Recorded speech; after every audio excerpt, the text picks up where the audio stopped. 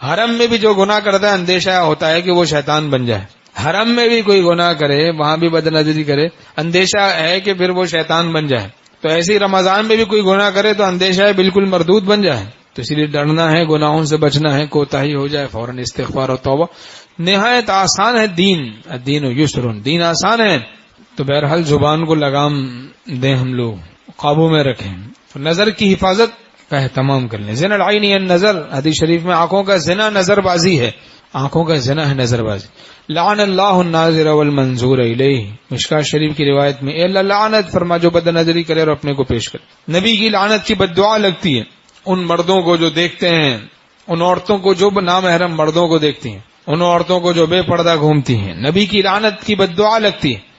حرم میں بیٹھے ہیں، کعبۃ اللہ کو دیکھ رہے ہیں، کان حسینوں کی طرف ہیں، عورتوں کی طرف ہیں.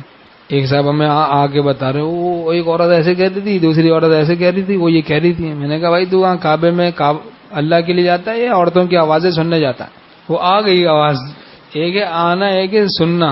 توجہ ہٹا لے، بس اللہ کی طرف متوجہ رہے، اللہ کی طرف متوجہ رہے، ان باتوں کو سنے ہی نہ، ادھر ادھر کی باتیں سنتا رہے گا. نامحرم کی آواز سے بچو، حکیم الامت فرماتے تھے. دل گندا ہوتا ہے، دل گندا ہوتا ہے، خراب ہوتا ہے.